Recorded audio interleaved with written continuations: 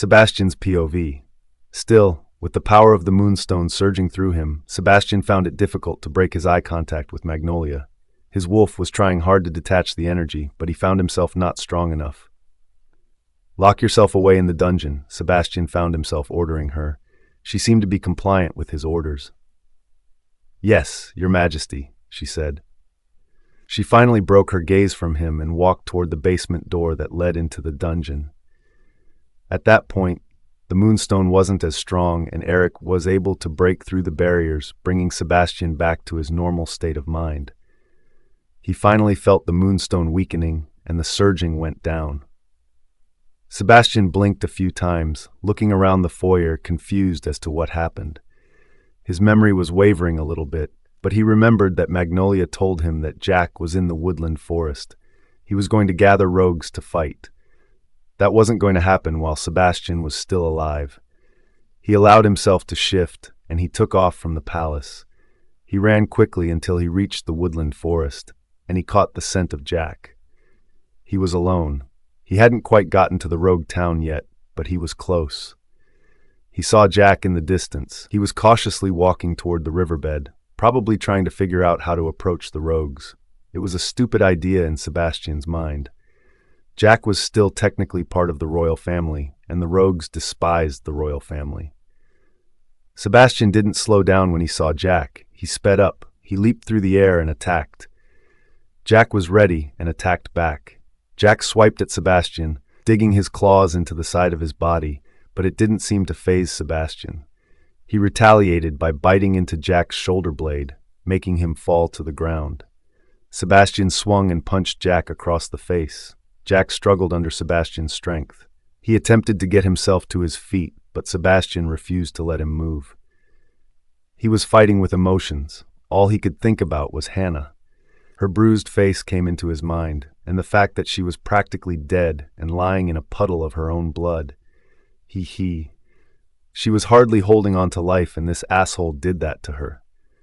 Jack kicked Sebastian in the stomach, jolting him back enough to wiggle his way out from underneath him. Sebastian growled loudly, feeling Eric taking over. It wasn't the full moon, but they were so fed up with Jack's bullshit that it was making them go mad. "You can kill me," Jack spat, "but you will never be the king that this kingdom needs. You will always fail, just like your father." "Shut the hell up," Sebastian roared, punching him in the face again. "You don't have the right to speak about my father." "Why do you think my mother wants me to be the king? Because she knows you are nothing but a failure," Jack hissed. Sebastian punched him in the face again to shut him up. He was done listening to Jack. He was ready to end him once and for all. He wanted to rip his throat out and eat it like the beast he was. They wanted him to be a monster, so he was going to be a monster. He was going to show them the kind of monster he can truly be. "Sebastian," he heard a familiar voice going through his mind. It was Arnold. Sebastian knew Arnold was at the hospital and would update him if there were any changes with Hannah. Just hearing Arnold's voice made Sebastian pause in his fighting. He stumbled away from Jack for a moment, trying to catch his breath. He expected Jack to attack him, but he didn't. He lay there like he was unconscious, but he was still breathing, so Sebastian knew he was still alive. "Hannah is awake," Arnold breathed, "and she's asking for you." Sebastian's heart sped up. "Hannah's asking for us," Eric repeated, his tone coming out as a growl. They both knew they couldn't keep her waiting any longer. Sebastian needed to be with her, and Eric needed to see for sure that his chosen mate was alive and well. Sebastian was only distracted for a moment, but that was enough for Jack to take the opportunity to escape. Once Sebastian remembered where he was and what he was doing, it was too late. Jack was gone. Hannah's POV. Everything hurt from head to toe. "I don't even remember coming to the hospital, but I was lying in the hospital bed, staring up at the ceiling, and feeling every fiber of my body aching with pain. I had a small incision in my chest where they sliced into me. I was told by Dr. Davis that I almost died. If I hadn't come to the hospital when I did, it would have been too late for me." "Try not to move too much," Dr. Davis told me as he adjusted my pillow. "You've been through a lot. You need to rest." "Where's Sebastian?" I asked, hardly recognizing my own voice. He had business to attend to, Dr. Davis said, trying to keep his tone even. But I could see through him. I knew what business meant. Sebastian was going after Jack. He was angry because he knew Jack was the one who did this to me. I closed my eyes, squeezing them shut tightly, trying to keep the tears from spilling from my eyes. The thought of my brother went through my mind, and a jab of pain shot through my heart. Jack told me Liam was dead. He was dead. I saw him right before I lost consciousness. He took my hand and led me somewhere, but once we got there, he disappeared. I was calling for him and crying, begging for him to return to me. But he was nowhere to be seen. I couldn't even feel him anymore. My heart ached at the very thought of my brother. He must have been so alone when he died. I looked at Dr. Davis. I wanted to ask him how my brother looked when they announced him dead. I wanted to know every detail of how my brother was brought to him, but I couldn't bring myself to ask. I wasn't sure if it was information I wanted to know. I didn't know if I could handle it. Just as Dr. Davis left the room, Sebastian ran into the room. He was breathless, and his mask looked a bit dirty, like he was rolling around in the dirt. I was happy to see him. I wanted to reach out to him and hug him. But my body hurt so badly, and all I could think about was how my brother was no longer with us. I allowed the tears to stroll down my face, clouding my vision. Sebastian looked so concerned for me. I had never seen that look in his eyes before. If I wasn't in so much pain and so heartbroken, it would have given me warmth on the inside. But I felt numb to anything and everything. He came over to me, wrapping his arms gently around me and nuzzling his face in my hair, taking in my scent. I felt his body relaxing immediately. "I thought I lost you," he whispered. I could hear the fear in his voice. "I thought I would never get to hold you again, never get to kiss you." I opened my mouth to speak, but only a sob came out of my lips. He stilled for a moment and tucked his fingers under my chin, lifting my gaze to meet his. "But you're alive, and I'm never letting you go again," he whispered, bringing his face closer to mine. He was going to kiss me. "My brother," I whispered, stopping him. "He's gone." "Gone?" he asked, narrowing his eyes at me. "What do you mean he's gone?" "Dead," I said in return, peering at him through my misty eyes. "His dead body was found. You found his body." His eyebrows furrowed together. "I found his body, yes. But Hannah, I brought him here alive." Hannah's POV. "Liam's alive?" I asked. My breath got caught in my throat as I stared up at Sebastian, shocked. Did Jack lie to me? Of course, he lied to me. Why was I surprised by that? He tried to kill me. "Yes," Sebastian said, still eyeing me carefully. From the way he was looking at me, I could tell he was confused. "We found him in the riverbed bordering the rogue town. You used to call it your little paradise, the riverbed. Of course he was at the riverbed. That was my mother's favorite spot. It was the only place the other rogues didn't go because it was too close to the kingdom. But my mother never feared being in or near the kingdom. She didn't have anything against the Packs or the royal family. Even after my father rejected her and us, she still, for some reason, loved him. He was her chosen mate from the beginning, and her wolf couldn't let him go, regardless of how hard she tried. She loved him until her last breath. That riverbed was the only place we could go that was somewhat near him. Whenever we were in the kingdom, she got a small sense of him. It brought her comfort, but it also brought her so much pain. Knowing that he didn't want her brought her a lot of pain. The river was also a place we could get away from the rogues for a little while. It was her little paradise. "He fell into the river," Sebastian explained. "He was unconscious when we found him, but I got him breathing again. The ambulance brought him to the hospital, and he's been stable ever since." "Is he awake?" I asked, feeling like I was finally becoming stable myself. Sebastian nodded once. "Yes, I can bring him to you if you'd like," Sebastian offered. My eyes widened. I was in so much pain from the very thought of my brother dying alone. I thought he was dead. I thought he was gone. My emotions were getting the best of me, and I couldn't stop the tears from flowing down my face. My body was trembling violently as I covered my mouth, trying to keep myself from sobbing loudly. I didn't need to answer him for him to know what I wanted. He could sense it. He knew I needed to see my brother. Without another word, he left the room. A few moments later, the door opened slightly. I instantly got Liam's scent and tranquility washed over me. A sigh of relief escaped my lips along with another sob as Liam made his way, awkwardly, into my room. His eyes were misty and he looked so worried. He stared at me wide-eyed. I could only imagine how I must have looked to him. He ran toward my bed, a sob escaping his own lips as I grabbed onto my hands and squeezed them tightly. "Hannah?" he said, panic rising in his tone. "What happened to you?" "You're okay," I whispered as more tears washed over my features. "I'm okay," he repeated. "But you aren't. What happened?" "I was just in an accident. I'm okay." I tried to reassure him through my broken whispers. I thought I lost you, Liam. I wanted to find Mom," he said softly. I could see the sadness in his eyes and it tugged at my heart. "I know," I said to him. "But Liam, Mom isn't somewhere you can just go and visit. She died when we were young and she isn't coming back. Father lied to you." "No, but Hannah," Liam breathed.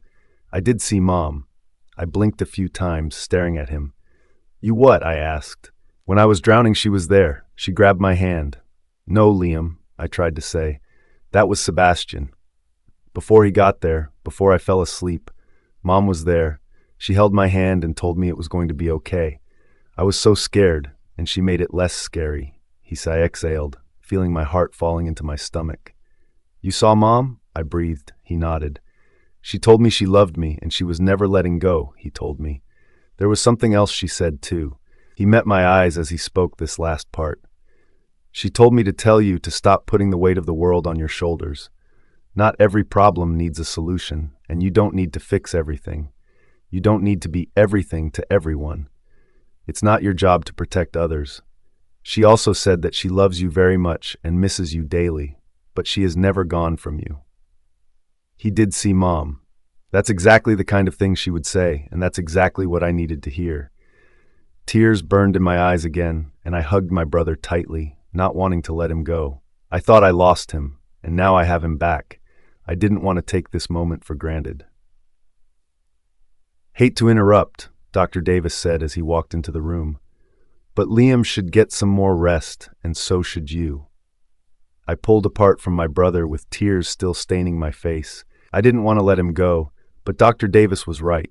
Liam needed to rest, and my entire body was exhausted. We said our goodbyes as he walked out of the room. "Hannah?" As Liam walked out of the room, I heard another voice at the doorway.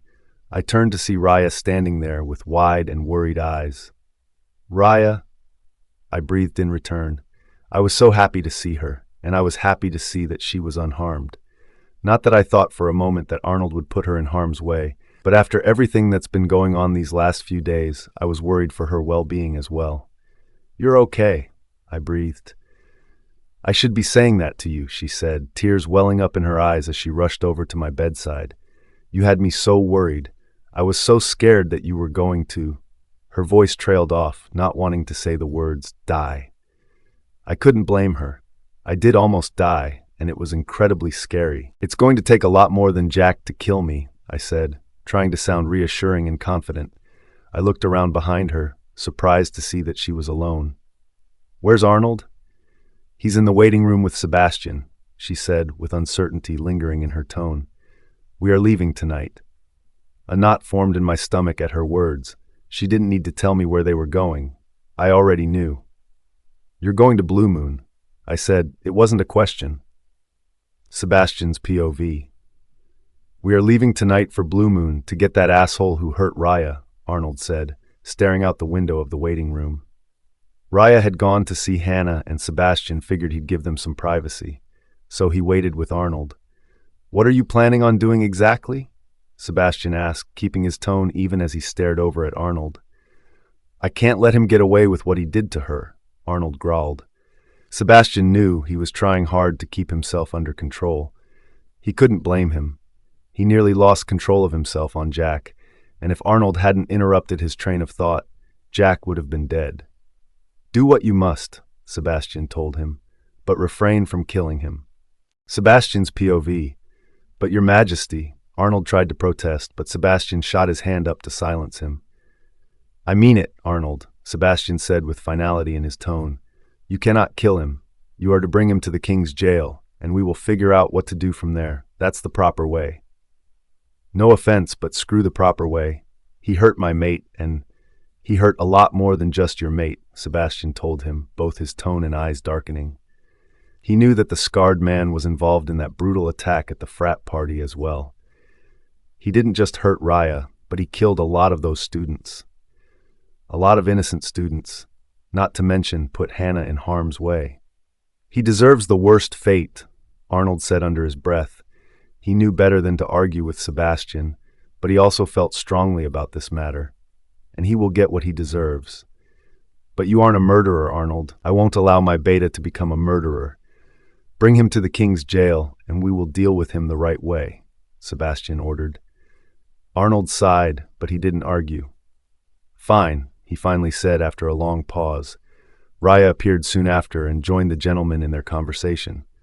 I'll bring him back, and we can deal with him properly, but I can't promise I won't beat the shit out of him before I take him in. I don't blame you for that, Sebastian said, peering over at Raya, who looked uncomfortable. I'll send some warriors with you as extra protection.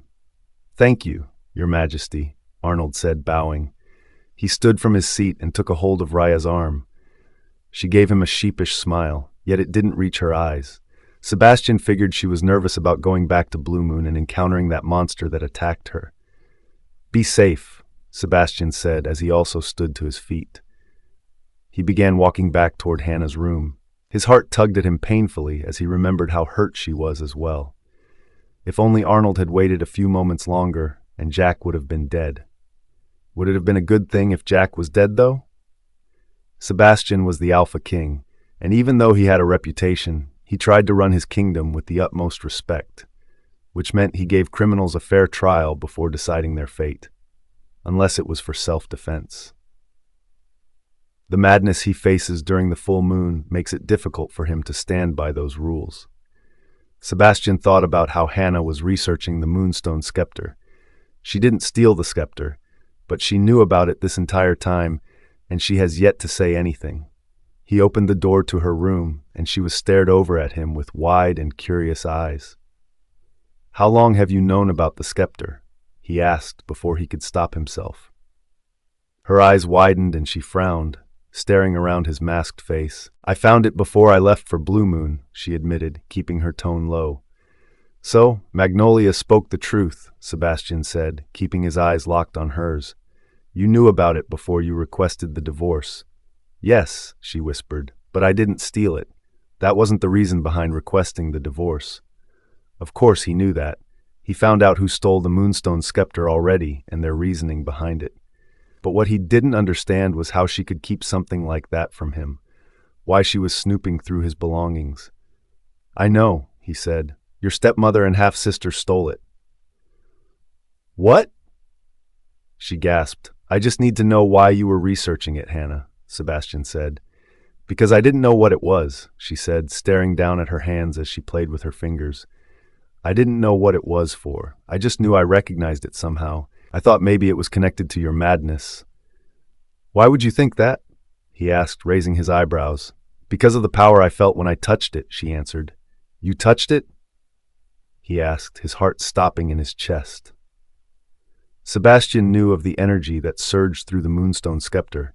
It was nearly impossible for someone weak to hold it. He was amazed that Amy and Naomi were able to get it out of the palace. I held it, she said, meeting his eyes again. It was difficult. It burned the palm of my hand.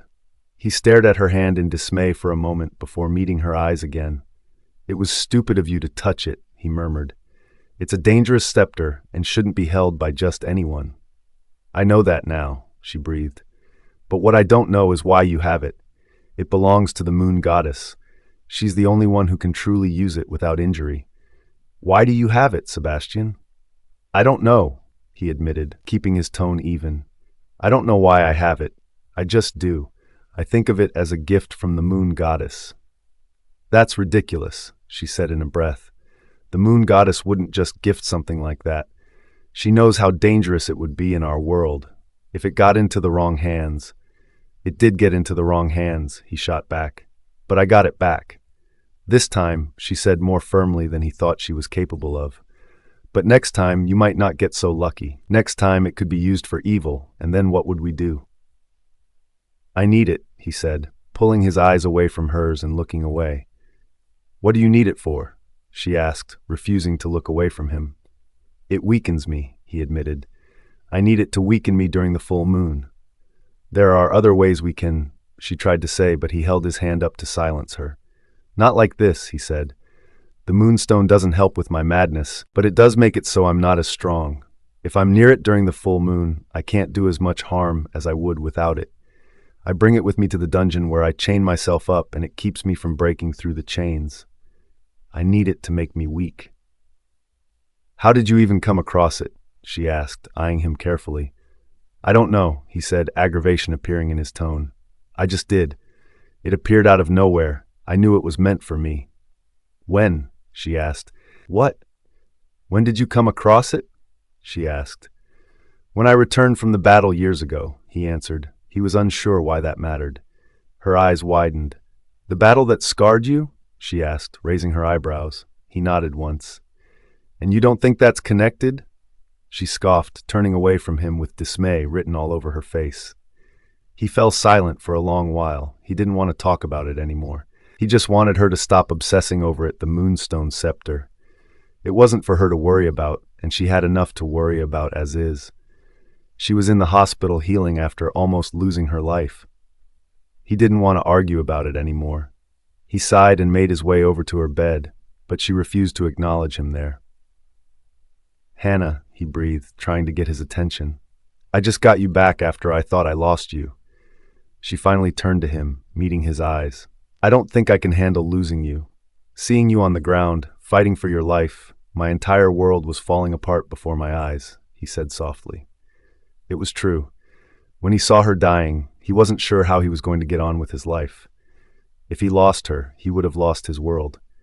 He wasn't sure when those feelings started becoming so real to him, but he knew at that moment that he couldn't lose her. "Is that why you followed me to Blue Moon?" she asked, softening her tone. "Because you didn't want to lose me." "That's part of a reason, yes," he answered. "What's the other reason?"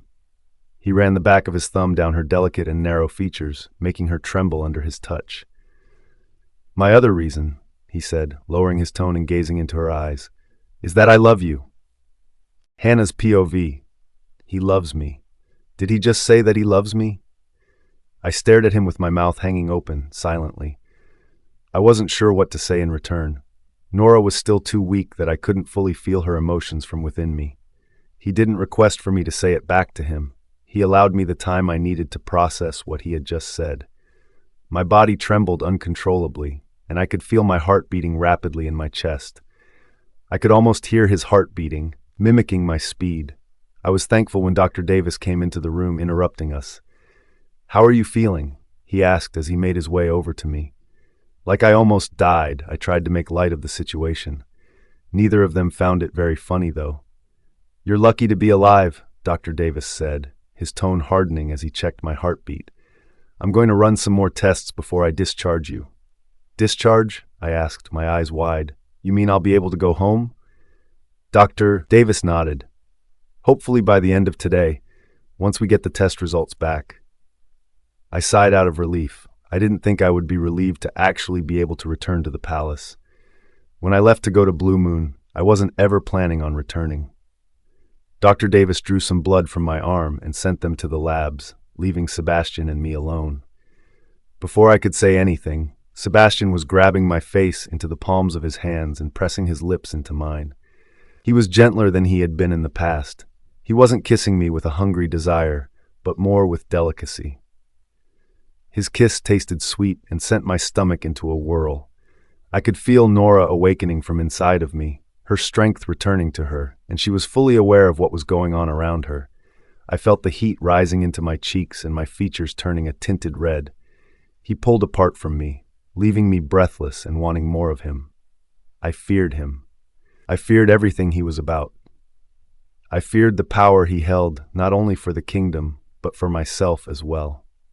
He was the strongest wolf I had ever come to know, and even if he wasn't a murderous beast like the rumors had said, that didn't mean he wasn't dangerous. The mark on the back of my neck began to burn, and I didn't know what that meant. I wasn't sure why it would hurt some days, but I would hardly notice it the other days. He seemed to have noticed something was wrong from the look on my face, and he pulled away from me. He probably wasn't used to women reacting this way to him. If he had told Emily that he loved her, she would be all over him. But I was distant and quiet. I found it difficult to look him in the eyes because I knew once I did it would be all over for me. I knew Nora would never be able to resist him, and we would be all his. I wasn't sure I was ready to give myself to him so quickly after returning. I wasn't even sure I wanted to stay. The divorce was still heavily in my mind. How could I stay with someone whom I feared? How could I stay with someone I hardly trusted? "I hope you know I'm not going to let Jack get away with this," Sebastian said, his eyes darkening. "I'm going to find him, even if I must search this entire kingdom. I will find him and punish him for what he has done to you." "I know," I told him. I was only a little worried that Jack was still out there somewhere. "What happened with Naomi and Amy?" "They are in the king's jail until we can figure out what to do with them," he said. "And you got your scepter back?" I asked, my tone quivering slightly as I thought about the moonstone scepter being in the palace. "Yes," he answered. "I don't want you to worry about it, Hannah," he said, lowering his tone. "I've had the scepter for a long time. I can handle it. I'm the only one who can handle it." I know he said that, but I wasn't so sure. I had an uneasy feeling in the pit of my stomach, and Nora was a bit nervous as well. She stirred uncomfortably as he said he can handle it. I didn't say anything more, though. I told him I wanted to rest some before I was discharged. He kissed the top of my head before leaving the room, allowing me some peace. I wasn't sure if I was going to be able to sleep. I closed my eyes, and all I could see were his scarlet eyes and his blood-soaked mouth as he bit into me. I struggled against him, my body shaking violently, but he only grabbed me harder and pulled me toward him. The more I fought him, the stronger he became. Soon, his masked face distorted, and he turned into Jack. He stood over me, his face ringing with violence and his eyes showing nothing but hatred. I was lying in a puddle of my own blood as his fist came down and attacked my face. Just as his fist neared me, my eyes opened and I shot up from the bed. I was breathing heavily, and beads of sweat were pouring down the nape of my neck. Tears welled up in my eyes as I hugged my body tightly, shivering at the memories combined. Was I ever going to be able to sleep again? I brushed my fingers through my sweat-soaked hair, allowing it to fall around my shoulders. I took in a sharp breath, trying to calm down my trembling body and Nora. I wasn't sure how long I was asleep, but Dr. Davis came into the room shortly after I woke up with Sebastian trailing closely behind him. "You're good to go. Test results came back clear," Dr. Davis said with a broad smile. We returned to the palace, and as soon as I stepped inside, I could already tell something was wrong. Nora sensed negative energy right away, and I could see that the aura just felt off. We weren't greeted by a ton of servants like we usually were. I followed Sebastian up to our room. I wanted to ask him what was going on, but I'd had enough bad news for one day. Sebastian turned to me, meeting my eyes with a worried look in his eyes. "Are you okay?" he asked, keeping his tone low. That was a loaded question, one I didn't really have an answer to. "I've been better," I admitted. He wrapped his arms around me, holding me close to him. His warm body was like a heater against my features. I breathed him in, his scent filled with a loving warmth that soothed my entire body and relaxed Nora's anxieties. I buried my face into his broad chest, imagining him without his shirt. I thought back to the night of the full moon when he chased me around the palace grounds and we ended up in the pool. We were both completely naked, and I wanted him badly. His mask fell off his face, and I saw the beauty of the man that has been hidden for years. As the memory invaded my mind, my face began heating up. My heart beat rapidly in my chest, and I could feel my breathing growing harsh. Nora wiggled inside of me, eager to have more of Sebastian. He wrapped my arms firmly around him, pressing my body against his. I could feel the heat radiating around my body, and I no longer believed that it was coming from him alone. I gazed up at him, meeting his scarlet eyes. He could feel it too. His breathing was also heavy as he draped his fingers through my wavy hair. I tugged at the bottom of his shirt, my eyes pleading for him to remove it. I didn't have to speak for him to know what I wanted. I wondered if he was going to lose control and have his way with me at that moment. I wondered if I even cared to stop him. I wanted him as well, and I wasn't about to take an ice bath to calm myself down. He removed his shirt, revealing his broad chest and amazing abs that made my mouth nearly water. He wrapped his arms around me again, allowing me to feel his skin against mine. He brought his lips to me and kissed me with a hungry passion. Hannah's POV. It was like an out-of-body experience. I could feel his bare skin against mine and the warmth our bodies created as they were pressed together as one. But it was almost like the young wolf that lay with him wasn't me. I no longer felt like myself. His lips trailed down the nape of my neck until they landed on the mark he left on the back of my neck. I trembled from his kisses as he kissed the mark. He traced his tongue across the mark, and I exhaled as my body relaxed for the 100th time. I felt like I was losing control of myself. Nora was in complete control of me. She's been wanting this for a long time, and I've been dismissing her desires with ice water. But the ice was only a temporary fix. She was hungry for him, and now I was finally giving her what she wanted. I continued to kiss him, biting on his bottom lip and bringing it further into my mouth, allowing him to moan into me. The sounds of his moans made my heart leap wildly in my chest. I knew my face must have been glowing red, maybe even scarlet like his eyes, as he gazed down at me. He brought me to his bed and wrapped my legs around him, not wanting him to go anywhere. I wanted him to be as close to me as possible. He loves us, Nora reminded me, breathlessly. He really loves us. I knew she was happy with his confession, despite us not saying it in return. It didn't seem like it mattered at that moment. He could tell how I felt about him. My body responded to him automatically. With every movement of his body and every touch he gave me, my body would respond to him. Goosebumps trailed up and down my arms as his fingertips traced every dimple and curve my body revealed. He was in awe of me, and I was in awe of him. I traced my fingers down his torso, feeling the softness of the hairs that decorated him. He moaned, which turned into a low growl from the back of his throat as he pressed himself into me.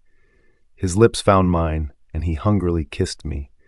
He bit my lip with force, and I winced as I knew he punctured my skin. Blood trickled down my lip, and he brought it into his mouth to stop the bleeding. I tried to force him and take control. He was too strong for me, though, and kept me pinned to the bed. I brought my lips to his neck, kissing and sucking down his neck and to his shoulders. He loosened his strength on me and allowed me some control as I brought myself on top of him. His scent filled me with so much pleasure, and Nora needed more of him. "I'm never letting you go again," he whispered to me, biting my earlobe gently, sending another wave of chills down my spine. "You're mine." I was his. Even before he marked me, I knew I was his. This was only going to make our mate bond that much stronger. I moved my body along his, allowing him inside of me once again. I moved in the same rhythm as him, keeping my pelvis locked against his and my legs wrapped around his waist. He wrapped his arms firmly around my torso, and we both breathed out as our lips were only inches from one another. He kissed me gently, taking whatever breath I had left away. "I need you," he whispered. Sweat was pouring from his body, making him glisten and glow. "I'm not going anywhere," I whispered in return. I'm not sure how long we stayed in that embrace. I closed my eyes and allowed Nora to take over. Everything in my mind was washed away, and I only saw darkness. When I opened my eyes again, he had released himself, and he was breathing heavily. I was also trying to catch my breath as I lay beside him in the bed. His arms were still wrapped around me firmly, and he nuzzled his face in my hair. I couldn't help the smile that was tugging at my lips. For the first time in a long time, I finally felt like I was safe with him. We both fell asleep, holding one another. It was a dreamless night, which is exactly what I needed. The thoughts of him forcibly marking me were taken over by our night of passion. Even the thought of Jack's torture was temporarily out of my mind. Before I fell asleep, I kissed his chest and rubbed the patches of hair that invaded his body, draping my fingers through the softened and never wanted to let him go. I peered up at him. I could almost see his beautifully handsome face from the corners of his mask, his non-disfigured face. I wasn't sure who fell asleep first, but the next thing I knew, I was waking up beside him the next morning. The tint of the sun coming through the shaded windows gives the room a faint red shade. I slipped out of bed and slipped on a t-shirt and jeans before making my way to the bathroom so I could clean up. Looking in the mirror, I could hardly recognize myself. I still had bruises along my features, and I was pale, a lot paler than I had been a few days ago. I touched my washed-out face before splashing cold water onto it. I breathed out relieved as the coldness of the water soothed the heat that was still forming on my face. I was also thinning. I hadn't eaten properly in days. They hardly fed me while I lay in the dungeon, and when I was in the hospital, I didn't have much of an appetite. I shook the memory of the last few days out of my head and made my way into the hallway. I was heading back to my room to spend some more time with Sebastian when I saw Valerie walking down the hallway on the opposite end. She looked off. Her face also looked pale like she had seen a ghost. Her eyes were bloodshot like she's been crying. Her hair was thrown up into a messy bun, something I had never seen from a maid here before. She stopped when she saw me walking, and she curtsied quickly. "Good morning, Your Majesty," she said softly. It was clear she was trying hard not to cry. "I'm glad to see you are doing well." "Thank you, Valerie," I said in return, raising my eyebrows. She began walking again, looking down and refusing to meet my eyes. "Is everything okay?" I asked, cocking my head to the side. She glanced at me briefly before looking away again. You back to the Alpha King," she said gently. "Valerie," I said, stopping her from walking away again. I could tell something was wrong the moment I walked into the castle last night. This was only confirming my thoughts. "What's going on?" I asked. "Breakfast will be ready soon," she told me, her eyes growing misty. She was refusing to look at me because she feared that I would see her misty eyes. But I had seen it anyway. "Should I set a plate for both you and the Alpha King?" "Where's Caroline?" I asked. Usually, Caroline was the one who got my food ready. Come to think of it, I haven't seen her since I was walking to the trial the other day. I was surprised she hasn't come to check on me yet. I saw Valerie swallowing hard and her body visibly trembled slightly. "Valerie," I urged, impatience growing in my tone. "What's going on? Where's Caroline?" A tear escaped from her eyes as she looked at me, meeting my eyes for the first time since this conversation started. "I didn't want to tell you," she whispered, choking back a sob. My heart nearly stopped in my chest. I knew something was wrong. "I thought the Alpha King would have told you." "Told me what?" I asked. The palms of my hands were growing sweaty with anticipation. She swallowed hard. "Caroline is dead." Hannah's POV. "Were you ever going to tell me?" I asked, storming into our bedroom. I paused at the door when I saw Sebastian's half-naked body standing before me. My heart stopped in my chest and my breathing got caught in my throat. I stared around his broad torso, remembering the events from the night before. My face flushed from the memory of his arms wrapped around me, his lips kissing every corner of my body. I wanted to drape my fingers through his hair and kiss him all over the place. My heart was fluttering just thinking about it. I felt the heat rising in my face, illuminating my body, and making me feel like I had just come out of a sauna. "I wanted to wait for the right time," he said, keeping his tone low and even as he stared around my reddened features. I blinked a few times, bringing myself back to reality and out of my trance. I swallowed hard, pulling my eyes away from his chest and meeting his blue gaze. "Caroline is dead," I whispered. I wasn't trusting the full extent of my voice at that moment. "She's dead." "I'm sorry," he said, lowering his gaze slightly. "I didn't want you to find out this way." "How did it happen?" I asked. "Who killed her?" "Magnolia," he told me. Of course, it was Magnolia. I should have known. My heart tugged painfully as I thought of Caroline dying at the hands of that monster. She must have been so frightened and so alone. I haven't spoken to her in so long. She was one of my first friends since arriving at the palace, the first person I had trusted.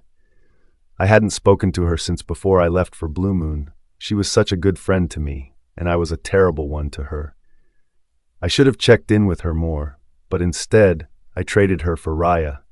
Raya, who was currently back in Blue Moon dealing with her demons head-on, and I don't even know if she's okay. "Caroline has been dead," and I had no idea that it happened. Tears were threatening to spill from my eyes as I stumbled backward and towards the door. I leaned against the door to keep my balance because I thought I was going to fall over. My heart lay so heavy in my chest that it was weighing me down and throwing me off balance. Sebastian looked like he wanted to leap toward me and catch me. I met his eyes again. I couldn't believe he had known this information, and he didn't tell me. He let me rest easy last night without the knowledge that Caroline was dead. We had a night of passion, and he didn't once mention this to me. I couldn't help but feel a certain level of betrayal. It's like we take one step forward and two steps back. One minute I think he's this terrific, misunderstood, and trusted guy.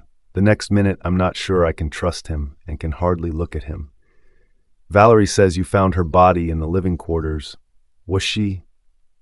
I couldn't even finish my sentence. I choked back tears as I thought about the scene. My imagination was taking over my mind. She was tormented by Magnolia's wolf, Sebastian told me, keeping his eyes steadily on mine. She had scratch and bite marks all over her body. She was drained of blood when we found her. I asked. Valerie said she showed up after Sebastian had already gotten there. Who else was there with him when he found her? Raya and Arnold were here as well, Sebastian answered. My eyes widened, and a sob escaped through my lips. They left for Blue Moon over 24 hours ago. You've known about this that long? I asked. As I looked at him, it was like staring at a stranger. You were healing, he said gently. I didn't want to disrupt that. Caroline was my friend, I whispered, my words quivering as my body trembled violently. I know, he said in return. He took a step toward me, but I flinched away. I didn't want him near me right now. I didn't want him to touch me. I didn't even want to look at him. I felt sick to my stomach. I felt completely disgusted. I just need space. Space, he asked with a frown. He narrowed his eyes at me. What kind of space? Space from you, I told him as more tears escaped from my eyes. I need space from you. Hannah, stop this, he said. I could hear the aggravation behind his words. He was sick of me running away from him. I just didn't know what else to do. He frightened me. As much as I tried to convince myself that he didn't frighten me and that I was okay, it was just a lie. He scared me more than anything. He always has. Even before I met him, the thought of the Wolf King scared me. After I got to know him, he still scares me. I didn't know what to do other than run away. You're my mate. You can't run from me, he told me. I know he keeps saying that I am his mate. Ever since Blue Moon, that's all he's been saying. That he chose me to be his mate, and he marked me to make that official. Now Nora was feeling all sorts of mating bonds with him, and I felt like I couldn't truly escape him. That was why I could feel him so strongly when I was in Blue Moon before I knew he was there. That was why I kept dreaming of the night he marked me. That was why my wolf reached out to his wolf when I was in trouble at that party. But this wasn't something I asked for. It was forced on me. He took a part of me the night he marked me, and I no longer felt like my own. He chose us as his mate, Nora breathed. You can't say that you didn't want this too. You did. There's just so much going on that it's clouding your judgment. He didn't ask, I said in return. He took away our choice. We were supposed to accept him as our mate before he marked us. That's how it works. Now I'll never know if... My voice trailed off. I didn't want to finish my sentence. I didn't need to. You never know if we have a fated mate somewhere out there, Nora finished for me. Once we are marked by our chosen mate, any bond we feel toward our fated mate will cease to exist, unless they mark us first. Now that Sebastian had marked me, I will never know if my fated mate is out there. He took that from me, and I won't ever get it back.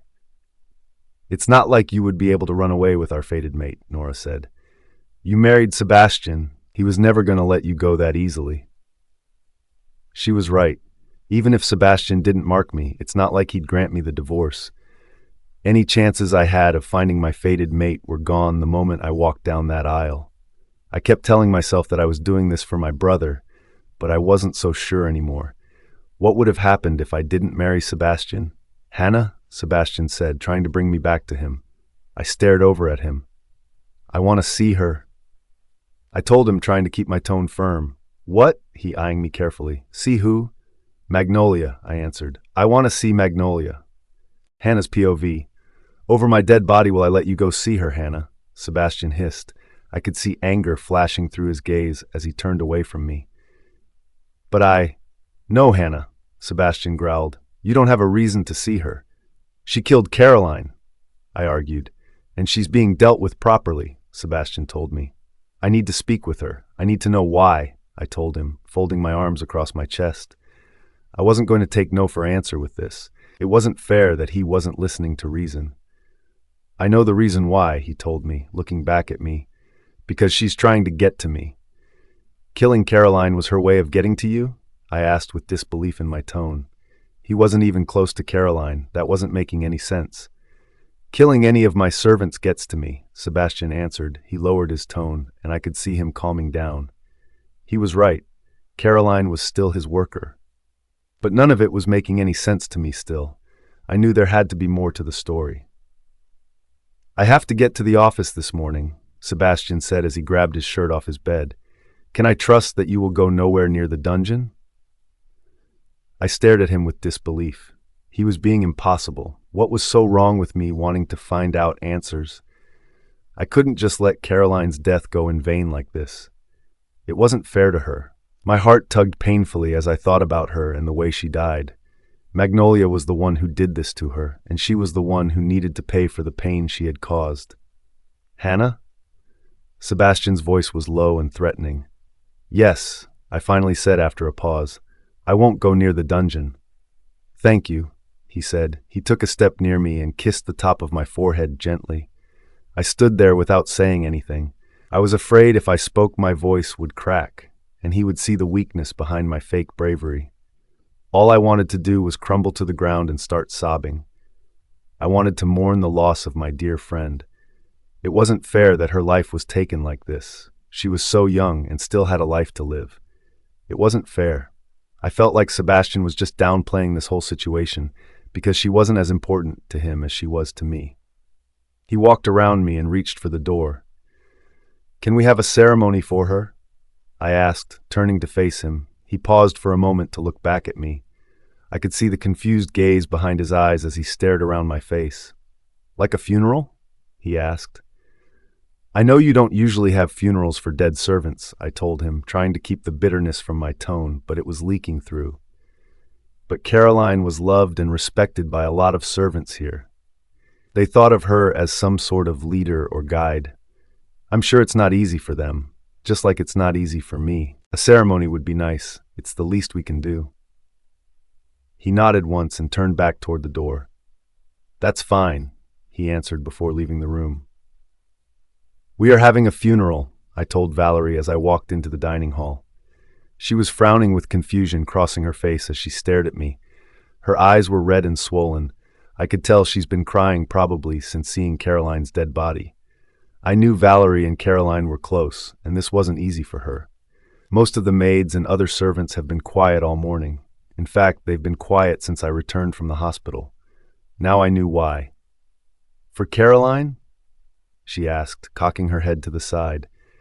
She wasn't used to having actual funerals for those who have died around her, so I couldn't blame her for being confused and a bit skeptical. Yes, I told her. I need you to alert the rest of the servants. You knew her better than most in the palace, so I'll need your help setting everything up. Of course, she said. I could see the excitement crossing her face. The gardens. What? I asked, raising my eyebrows. Caroline's favorite spot in the palace was the gardens, so I think we should have the ceremony in the gardens, after we say some words at her grave, of course. I gave her a soft smile and nodded my head once. The gardens it is, I told her. She exhaled and nodded in agreement as she went to speak the word to the other servants. I smiled, pleased that we were getting things started. This was for Caroline. She deserved everything and more. I walked into the kitchen where the kitchen staff was cleaning. They were working quietly. I could see some of the servants had misty eyes, and some eyes were red and swollen like Valerie's. They were all probably thinking about Caroline as well. The head chef was going through some cookbooks when I approached him.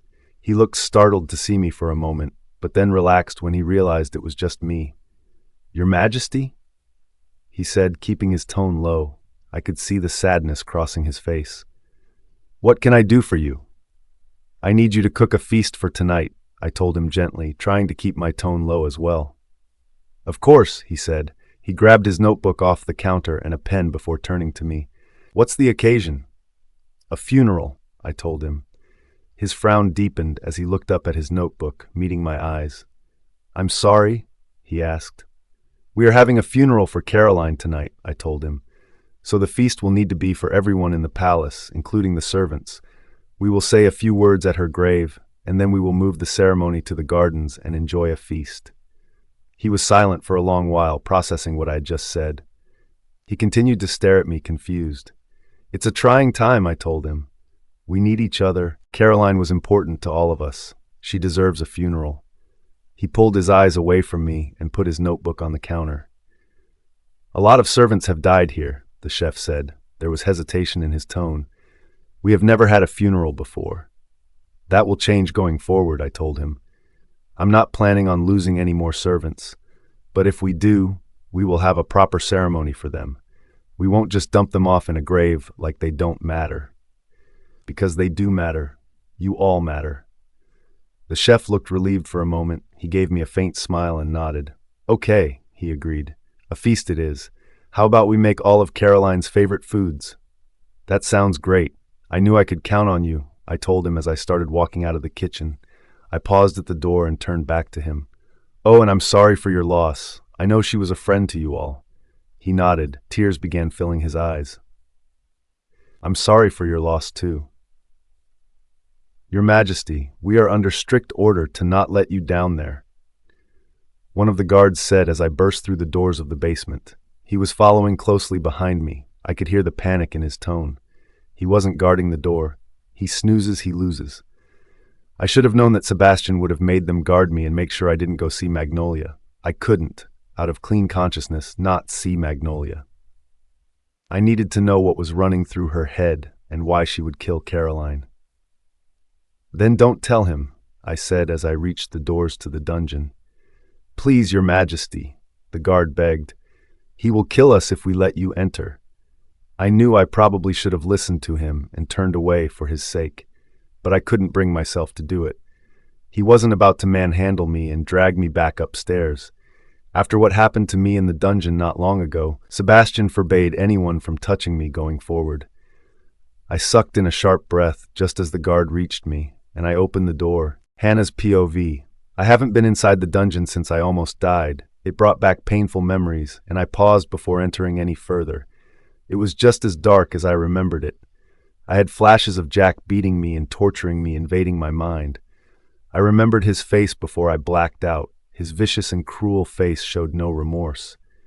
He wanted me dead because he wanted to get to Sebastian. I shuddered at the painful memory. The guard was behind me quickly. I could feel his nervousness without even looking at him. Please, Your Majesty, you shouldn't be here, he pleaded, keeping his tone low. I will only be a few minutes. Stay with me if you must, I told him as I entered the dungeon. I felt nearly weak-kneed as I walked past the cells. I stared at the cell toward the back of the dungeon, remembering that was the cell they locked me inside. That was the cell I almost lost my life in because I was wrongly accused of stealing the moonstone scepter. It was Naomi and Amy that stole the scepter per orders of Emily. I felt fury rising through me as I thought about those three. They would do anything to ruin me, and it almost worked. I clenched my fists, trying to keep myself calm. Magnolia wasn't much better. In fact, she was a lot worse. She would just kill in cold blood. I stopped in front of a cell and turned my body to face the shadow region of the cell. I couldn't see her, but I knew she was there. She was tucked away in the corner and kept herself out of view. She might be able to hide her body, but she can't hide her dark aura that circled her figure. She couldn't hide from my senses. I didn't think I'd be seeing you. Her voice came through the darkness. She sounded raspy and unrecognizable. What honor do I have for this visit? You know exactly why I'm here, Magnolia, I said through my tightened jaw. I heard her laughing. Her laughter sent a wave of chills through my body. Even the guard that stood near me looked uncomfortable. You want to know why I killed your little handmaiden, she said. It wasn't a question. I stayed silent, staring into the darkness and trying to keep my wolf calm before we lost control. Because I knew it would piss you off. Why? I found myself asking. I was glad that my voice came out firm and not weak. Why would you want to piss me off? What did I do to you? Sebastian already proved I'm not a thief. So what do you have against me? It isn't personal, she said. She sounded disinterested and bored, which was making me even madder. But getting to you means I get to Sebastian. Why do you want to get to Sebastian? I asked. Is it because you want the throne? Is that your reason? He doesn't deserve the throne. Magnolia spat. My son deserves the throne. Jack is more king than Sebastian will ever be. His father chose him. He was crowned because the throne has been promised to him since birth, I shot back. Jack came into the picture later in life. Why would he deserve the throne over Sebastian? Sebastian is a monstrous beast that everyone fears. He's respected because he's feared. You can't rule a kingdom out of fear, Magnolia said in return. My point has been proven even more when I found out he had possession of the moonstone scepter. The scepter? I asked, stepping closer to the cell bars. Your Majesty, the guard urged, we really should be going before the king returns. Give me a second, I said back to him, a bit harsher than I intended. I turned back to Magnolia. What about the scepter? I asked. My late husband loved my son like his own. He had promised Jack the throne at an early age, knowing Sebastian was too unstable to handle such power. The plan was always to have Jack take on the throne. But somehow that didn't happen. Before he died, he crowned Sebastian instead. So, he changed his mind, or he lied to you. No, she said, cutting off my words. Sebastian used the moonstone scepter to get the throne. He would never do that, I said, but even I wasn't trusting my words at that point. He did, and he's used that scepter to get everything he's wanted since then, Magnolia hissed. How do you think he got me into this godforsaken dungeon without a fight? No, I breathed. I wasn't sure what else to say. I took an unsteady step backward. The guard was watching me carefully. I could see the worry in his eyes. He shouldn't have that scepter. It's dangerous in his hands, Magnolia continued. I tried to get it from him and ended up here. I threatened his servants, and he still refused me, so I killed that little maid to prove a point. He still refused me. What? I breathed, hardly audible. This couldn't be true. Could it? I couldn't get the scepter. But perhaps you can, Magnolia said. You can get the scepter from him. Break him of his powers. I can't, I told her. I could hear the quiver in my words, and I knew it was only a matter of time before I fell apart. I need to get out of here. I turned away and hurriedly made my way through the dungeon and toward the door with the guard trailing closely behind me. I could feel his relief that we were leaving. You need to get that scepter, Hannah, Magnolia shouted from behind me. It's dangerous in his hands. You know this already. I said nothing as I ran through the doors. Sebastian's POV. Sebastian kept the moonstone scepter hidden away in his desk. He stared at it for a long while before closing the drawer.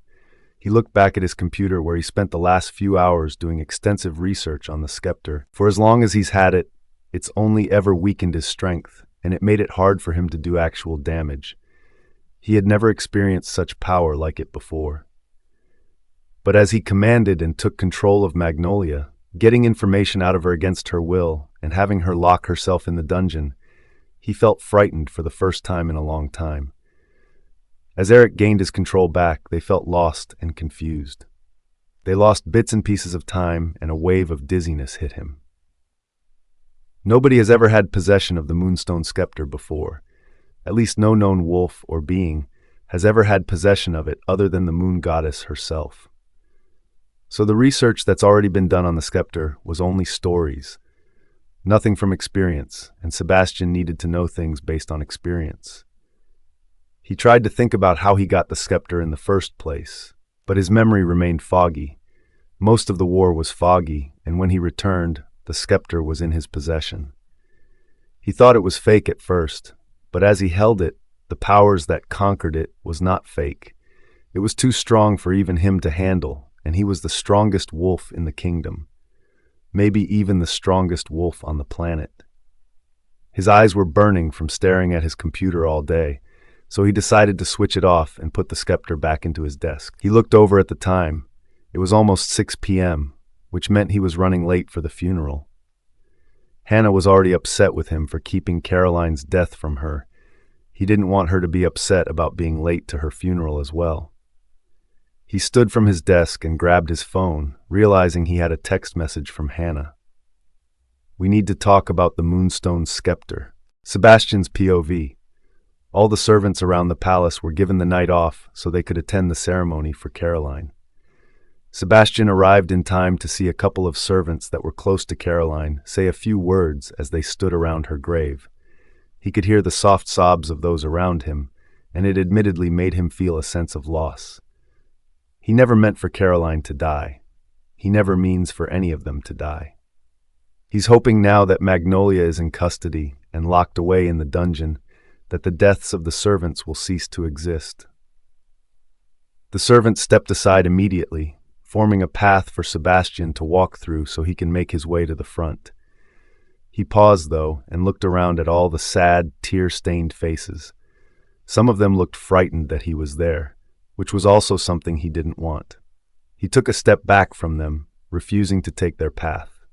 This funeral and ceremony had nothing to do with him. This was for Caroline and for those who loved and respected her. This was for Hannah.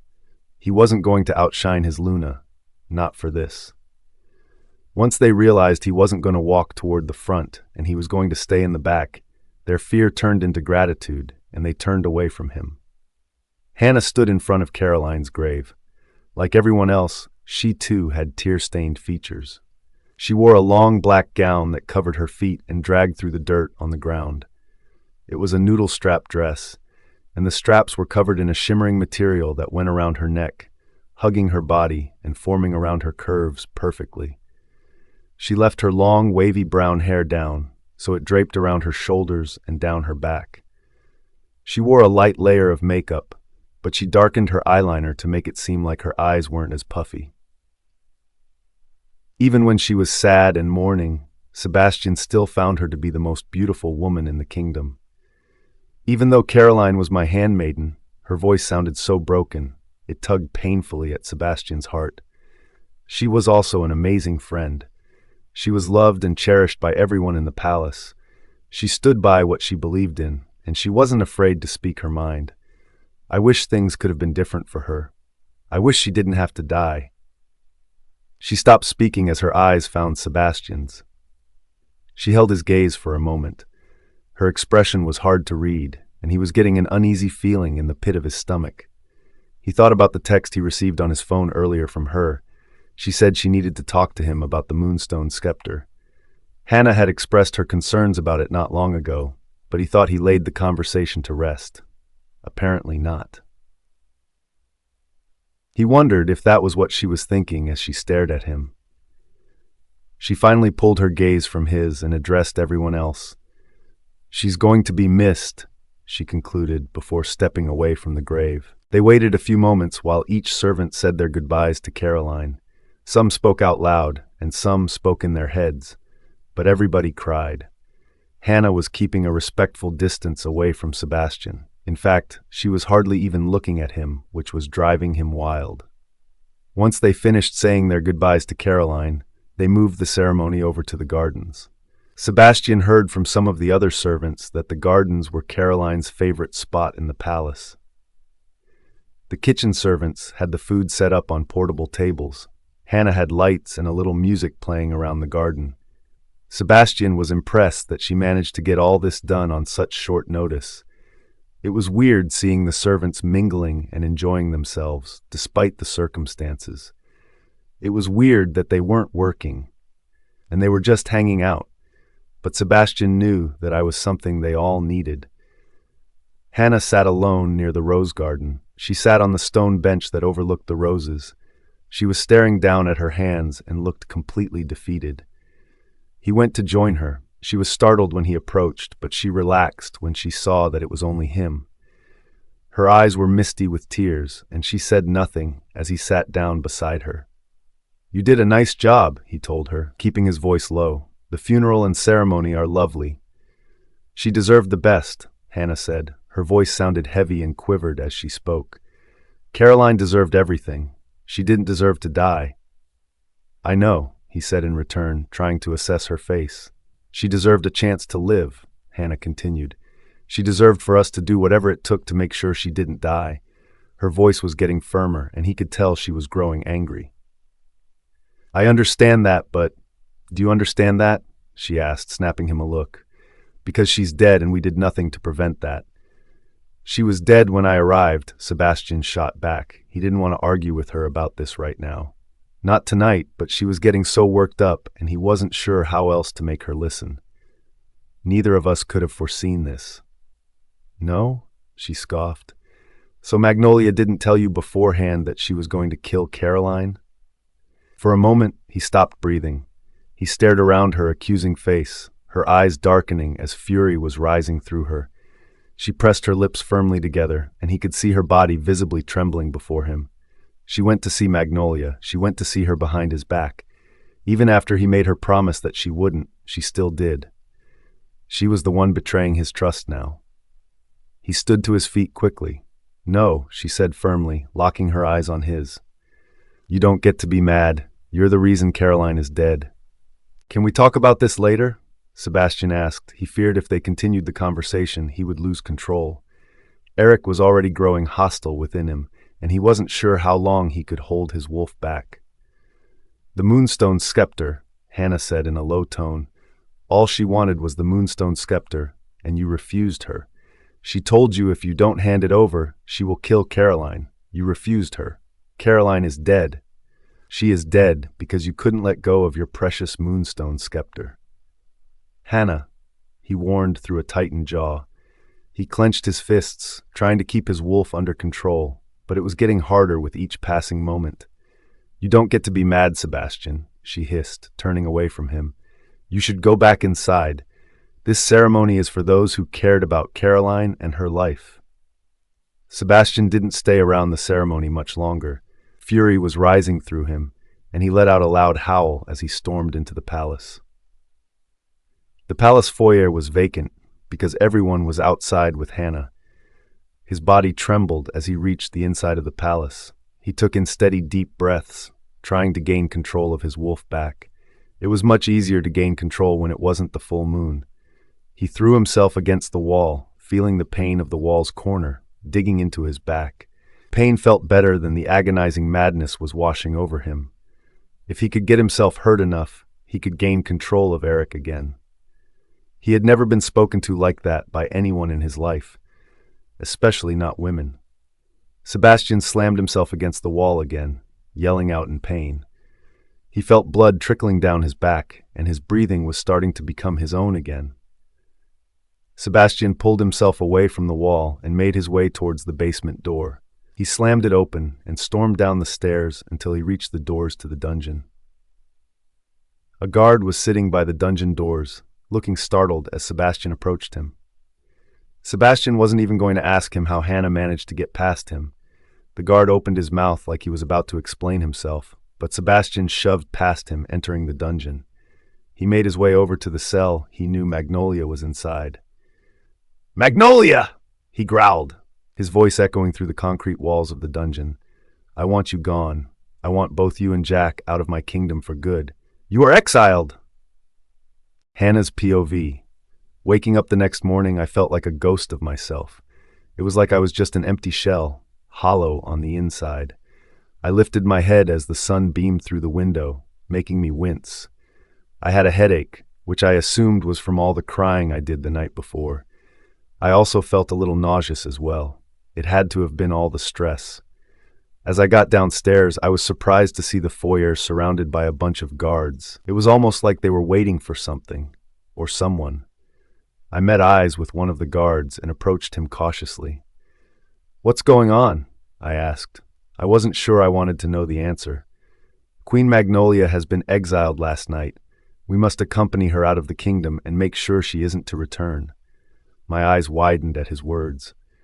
Before I could ask any more questions, the door of the basement swung open. Magnolia stood in the foyer with Sebastian standing behind her. She wore cuffs around her arms to prevent her from shifting. She looked pissed off. As she walked through the foyer, she paused and looked over at me, her eyes holding my gaze steady for a long while. I couldn't help but think of the conversation we had about the moonstone scepter. My breathing got caught in my throat as I pulled my gaze away from her. I swear I heard her scoff as she walked past me. Sebastian didn't follow her, but all the guards did. Sebastian stayed in the foyer with me. He was staring over at me. The fury that was crossing his face from last night was gone, and now he just looked defeated and tired. I'm sure it was probably a sleepless night for him as well. Both Magnolia and Jack are banned from the kingdom, Sebastian told me. The kingdom will be under strict security to make sure they stay away. Jack too? Does that mean he knows where Jack was? I didn't have the heart or strength to ask him any more questions, though. I don't know what you and Magnolia spoke about yesterday, but you can't trust her, Hannah, Sebastian said, keeping his gaze locked on mine. Okay, I said to him in a breath. I didn't want to argue anymore. I was done arguing. Okay, he repeated also in a breath. I'm holding a broadcasted press conference tonight to alert everyone of the new exiles. Okay, was all I managed to say. If I said anything more, I was afraid I would break down and start crying again. I didn't trust my own voice. As my Luna, I will need you there and by my side, he told me. I nodded once. I wasn't sure I wanted to be in the public eye, but I knew I wasn't going to have much of a choice. I didn't have any choice over anything anymore. Okay, I said before turning away and heading back to the stairs. I made my way toward the bathroom and felt a dizzy spell washing over me. I fell into the wall, catching myself before I fell to the ground. I sucked in a sharp breath. It was a bit hard to breathe, but I had to shake the feeling off. I couldn't let myself all apart, not like this. Caroline would be disappointed in me if I allowed myself to fall apart over her death. I brushed my fingers through my hair and tried to gather my surroundings. I started to feel sick again as I continued walking toward the bathroom. Your Majesty? Valerie said, rushing over to me. She wrapped an arm around me to keep me steady. She had a worried frown on her face as she stared around my features. You look pale. Are you all right? She asked, walking with me toward the bathroom. Yes, I answered. I think it's just the stress of everything going on. Do you want me to call Dr. Conway? He's in the palace infirmary this morning, she said. I shook my head quickly. No, I told her. I'm fine, really. She didn't look so certain, but she didn't argue with me. I went into the bathroom and closed the door between us, isolating myself inside. I went to the sink and splashed some cold water on my face. The dizziness went away quickly, and I felt like I could finally breathe again. I didn't realize how warm my face was getting until the cold water soothed me. However, the nausea wasn't going away at all. Before I could grasp what was happening, I ran toward the toilet and released the contents of my stomach. The last time I threw up was at the Blue Moon frat party. I drank too much and threw up in a bush. I grimaced at the thought, and my heart sank as the memory of that night surfaced in my mind. I grabbed my phone from my pocket to see if Raya had tried reaching out yet. It's been a few days and I haven't heard from her or Arnold. It worried me that they'd been so quiet. I missed my friend, and I couldn't lose anyone else I'd grown close to. I just had to get through tonight. That was all I kept telling myself. If I could get through tonight without throwing up or somehow falling over, I would be fine. I wasn't going to allow myself to make a fool of myself on national television.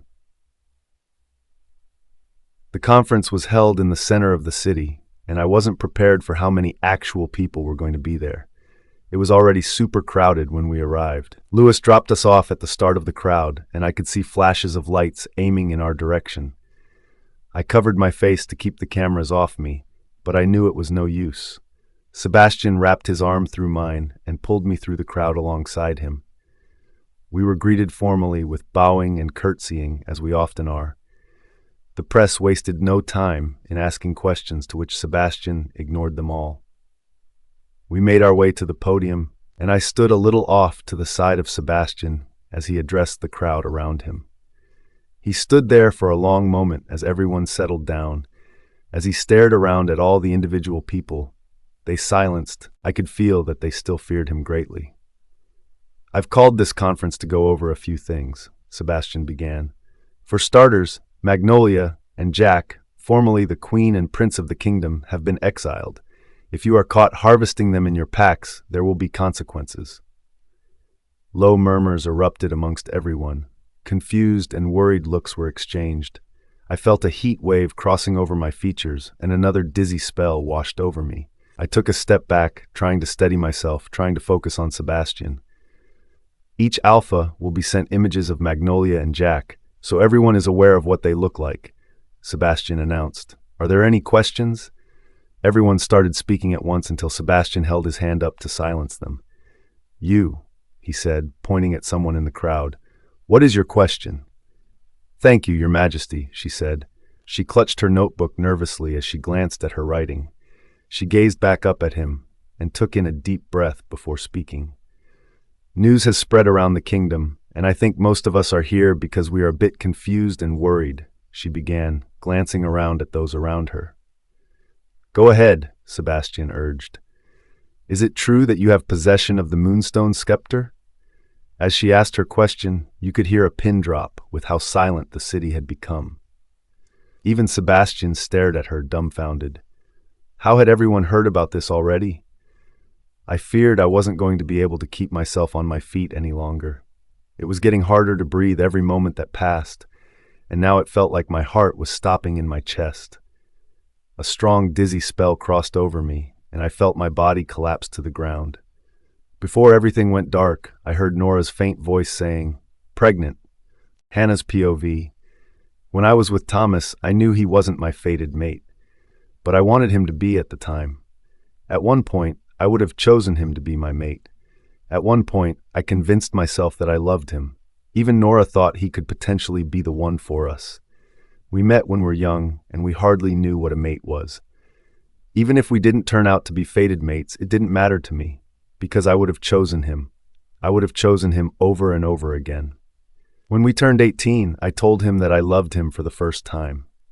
At that point, I already knew he wasn't my fated mate, but it didn't matter. However, he was getting distant from me, and it left me with worry. I thought maybe now that he realized we weren't actually mates, he didn't want to be with me anymore. At one point, we even broke up because my insecurities got the best of me. I was convinced that true love just didn't exist. He was the only actual friend I had when I lived in my father's pack. So losing him was losing a lot. But when we turned 19, he came back to me and proposed. He told me he chooses me and would continue to do so every day until he dies. We discussed having children in the future. We wanted to be a family. He was to be the next alpha of the pack, and I was to be his Luna. My brother would also be living with us, and he would be healthy because we would have found him a cure or a medicine that helps him.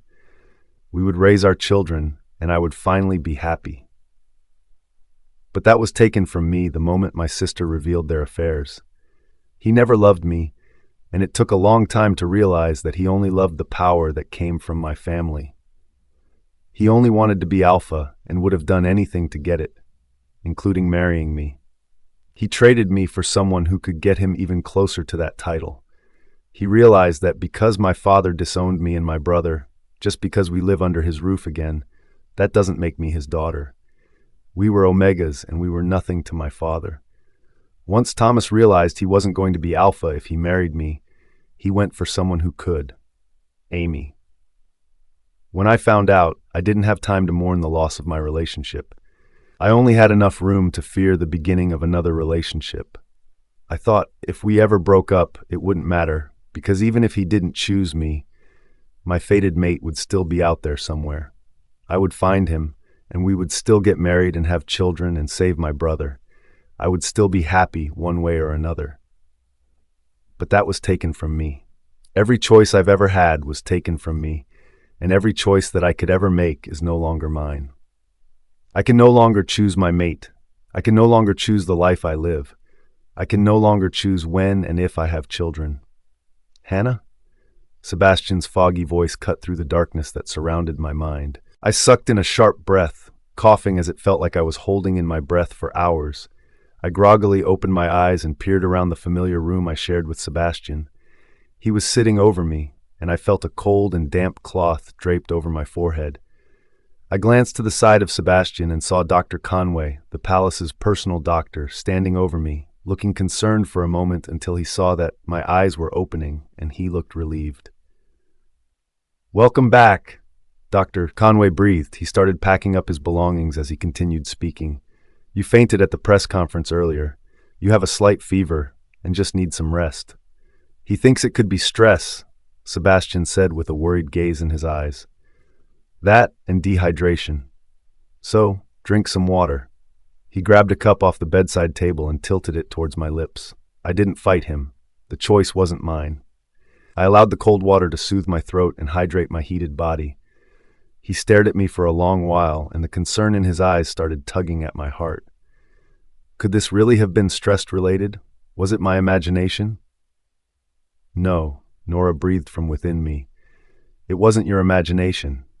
You're pregnant. Sebastian allowed me to rest for the rest of the night. I found myself sleeping easily. It could have been the antibiotics that Dr. Conway had given me before he left. It made my stomach feel easy, and the dizziness went away right away. I was almost able to convince myself that it was just a terrible dream, that I wasn't actually pregnant, that I wasn't carrying Sebastian's baby inside of me. Even as I thought those words, though, I knew I was just delusional. I was carrying his baby, and there wasn't much of anything I was going to be able to do about it. He slept beside me, unknowing that I was carrying a child. There was a part of me that knew I should have told him, but I was being driven by so much fear and resentment that I couldn't even utter the words, even if I wanted to. Sebastian held me tightly in his arms, nuzzling his face against my hair and taking in my scent. I knew it calmed him, and he needed to be calmed. He was facing so much anxiety since the press conference, since they asked him about the moonstone scepter. How did word even get out about that? What did you tell them? I asked without looking at him. I kept my back turned toward him as he held me. He sighed lightly. I told them they are mistaken, he answered. No wolf can hold the moonstone scepter and survive to talk about it. It holds too much power. Something like that can't exist on this planet. But it does, I whispered, and you can hold it and survive to talk about it. He was quiet for a moment, trying to process my words. They don't need to know that, he told me. It'll only cause a frenzy that we don't need around the kingdom. I knew he was right. It would be better if nobody knew about it. If I could turn back time, I would have never opened that drawer to begin with. I closed my eyes and allowed sleep to take me. Sebastian was gone the next morning. I couldn't say I wasn't relieved. He left me a text on my phone telling me that he was going to spend time at his office and that he will be home later. It was good that he was gone. I didn't want to face him right now. I slid out of bed and made my way over to the bathroom down the hall. Thankfully, I wasn't feeling nauseous or lightheaded anymore. It seemed my fever had broken too. I wanted to convince myself that it was just a bad dream again and that I wasn't actually pregnant. But one look at my face and I knew it was a lie. I stared at my stomach. It was still flat because it's only been a few days, but I knew something was growing inside of me. I wasn't even prepared to have a baby. I didn't have any baby stuff. I didn't even know where to begin with that kind of thing. You can start by telling Sebastian the truth, Nora suggested. He needs to know. I can't tell him, I said in return. At least not right now. But a different thought did cross my mind. I might not have baby stuff, but I know exactly where I can find baby stuff and perhaps find the information I need. You aren't thinking straight, Nora said. It's a bad idea. Even so, this is my choice, the only choice I can make. I'm going back to my childhood home, the one I lived in with my mother and Liam, the one that still has all my baby stuff and Liam's baby stuff. It probably has a bunch of other useful things too that my mom left behind. I'm going back to the rogue town I grew up in, Hannah's POV. This is a really bad idea, Nora warned as we reached the kingdom line. As soon as we cross the line, we will officially be on rogue territory. I knew my childhood home wasn't far from the border because we would often go to the riverbed as a small getaway, or sometimes my mother would take Liam and me into the kingdom city to hang out. We were too poor to buy anything or do anything, but it was nice seeing other places other than the rogue town we lived in. The town was dark. Even during the day, it looked like it was nighttime. Rogues typically enjoyed staying in the shadows and hiding from those around the kingdom. They didn't trust those who lived in the kingdom. Not that I could blame them, because I too was starting to not trust those who live in the kingdom. "We will be fine," I assured Nora. I could feel her anxieties, and she wasn't happy to be back in the rogue town. It felt familiar to us. I've been away from the town for about 5 years, and it still felt like a part of me remained here. The streets were made of gravel and crunched under my shoes as we walked. There was only a flicker of a streetlight to guide our way. At first glance, the town looked almost vacant, but I knew better than to think that. Most rogues stayed hidden, but they could see, hear, and smell outsiders for miles away. The air was musky and difficult to breathe. I remembered many sleepless nights growing up when I struggled to breathe. My mother used to steal inhalers from the infirmary to help me at night. As I continued walking the streets, I passed a long building I knew was the infirmary. I paused for a moment, staring at the familiar brick walls and the dark windows. It looked closed, but I knew the windows were so dark it looked like there were no lights. Most buildings were like that, but once you got inside, you would be filled with light. My time at the infirmary, while my brother lay ill and my mother worked, was the reason I wanted to become a healer in the first place. My heart tugged at the memory. I felt like I was letting her down every day, that I'm not practicing medicine and putting my skills to good use. I brushed the thought out of my mind and went around the corner from the infirmary. We lived a little way behind the building. My mother found a small home that has been vacant for years before we occupied it. I did not doubt that it would still be vacant. Other rogues told me they would look after my brother and me while we stayed in this home, but my father mind-linked me and ordered us to come home with him.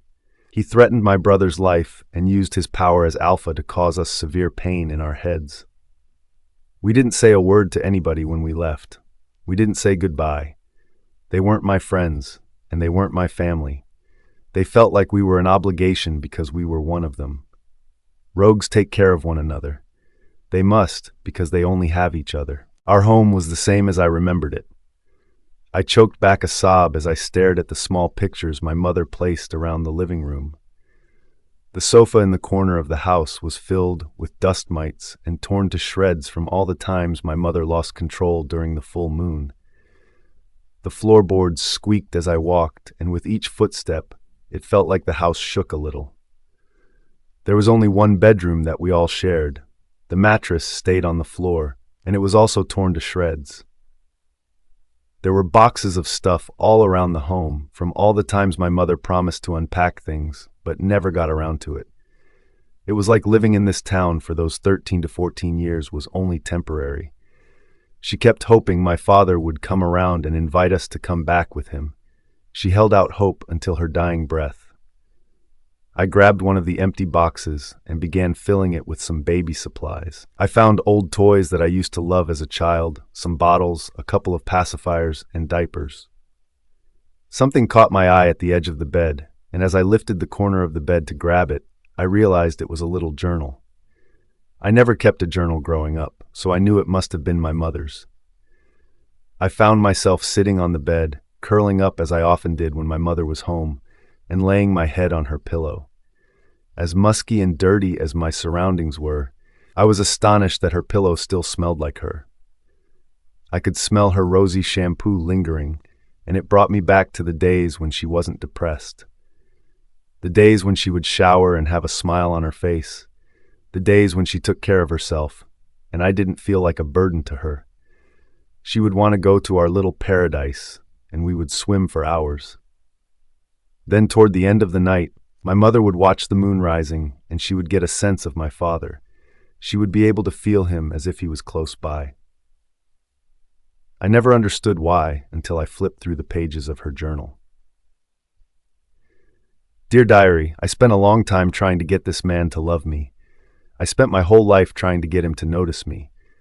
I wanted our first time to be special. I wanted it to mean something to him, but he took it with such force. I wanted him to stop, but he wouldn't. It was like he was trying to win a race I wasn't participating in. I felt myself bleeding under him, and my body violently shook. The pain was too much for me to handle. I cried out for him to stop, and it was like I was talking to myself. He marked me with such force that I thought my neck was going to snap. I can remember his dark eyes and his blood-soaked features. He didn't do this out of love. He did this because he wanted something from me, something I wasn't ready to give him. Months later, my daughter was born. I'll never forget the disappointment on his face when he realized she was an Omega. He wanted to leave me then, but I begged him to give me another chance. I wanted to make things work with him because I loved him so much. He had marked me, and I could feel our mate bond was stronger than anything I had ever experienced in my life. It scared me how drawn to him I was after he was so violent and cruel to me. Even as we remained married, he wouldn't even look at Hannah. I raised her alone, and it broke my heart knowing that she was never going to have a father that truly loved her. Once I was fully healed from birthing my daughter, he grew violent with me again. He wanted to try again and have another child, and I would have done anything to keep him with me, even if it meant giving him myself again. So I gave in, and we conceived another child. Months later, my son was born. He was another Omega, and that's when he drew the line. He told me to leave and to never return. Despite how hard I begged, he refused me. I think I'm still so drawn to him and can feel him so easily because of the mark that remains on me. I can never truly be free of him. I put the diary down, feeling a heaviness in my chest. My mother loved him so much, and he still took advantage of her. He forcibly marked her just like Sebastian marked me. He was violent with her, and she had to live with zero choices of her own. It was no wonder she took her own life. She felt like that was the only choice that truly belonged to her. I threw the diary in the box. I had to get out of there before I drove myself insane. I grabbed the box and made my way to the door. As I got outside, I was surprised to be greeted by a familiar figure. Magnolia? Hannah's POV. It seems you've lost your way, Magnolia taunted, stepping closer to me. A couple of other rogues stepped out of the shadows and were standing behind her. All their eyes were so dark that they looked black. I took an unsteady step backward and leaned my back against the door. I was trying not to look frightened. That's what they wanted. They wanted to see me frightened, and I refused to give that to them. I swallowed hard as Magnolia smiled. Her smile sent a chill down my spine because of how sadistic it looked. "You're stupid for coming here. Did your husband let you out to play?" Magnolia asked with a laugh. "I came to get some things from my old home," I answered, pleased that my voice came out a lot stronger than I thought it was going to. "I've asked around about you since I've come to this little town," Magnolia said, folding her arms across her chest. She glanced behind her for a moment to look at the ones that stood there. "It seems you have a reputation as a traitor around here." "A traitor?" I asked. I looked at the rogues behind her. They didn't seem familiar to me, but then again, I didn't have many interactions with rogues while living here. My mother tried to keep them from us for safety reasons. I wasn't allowed to go out and play unless she was with me. "I've betrayed no one," I said, trying to keep my voice steady. "Is that why you left the rogue territory to live in the kingdom? You know, if a rogue sides with those in the kingdom, you are known as a traitor. You betrayed your kind. Rogues are supposed to stick together. Everyone knows that." "You knew that," Magnolia growled. "What are you, their spokesperson?" I asked, narrowing my eyes at her. She was acting and talking like she was one of them when she's only been here for a day. She despised the rogues. She's lived in the palace for so long, and she has done nothing but hate the rogues. "I'm someone they can trust," Magnolia said in return. "Unlike you." "They don't even know me," I said. I could feel myself getting worked up. I had to take in a deep breath to calm down. "They know that you are running around with the Wolf King and his moonstone scepter," Magnolia spat. "They know of the power that you both are hiding from the rest of the planet, and are planning on using that power for your own selfishness." My heart stopped in my chest at her words. I was finding it more difficult to breathe. The rogues behind her stepped forward, and I could see the fury rising through them. I could see them beginning to grow red in the face. They weren't taking their eyes off me.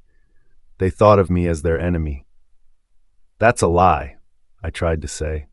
Magnolia scoffed. "You might be fooling yourself, but you aren't fooling the rest of us. You knew about the scepter long ago. I saw your research, and then you took off to a different pack, with Sebastian following you." Magnolia hissed. That was already explained, I tried to say. Save it for someone who cares, she growled. Before I could say anything in defense, I was shoved hard to the ground. I fell into the gravel with my box of things clattering to the ground around me. I stared up at the rogue that shoved me, and soon they were jamming the heel of their shoe into my stomach.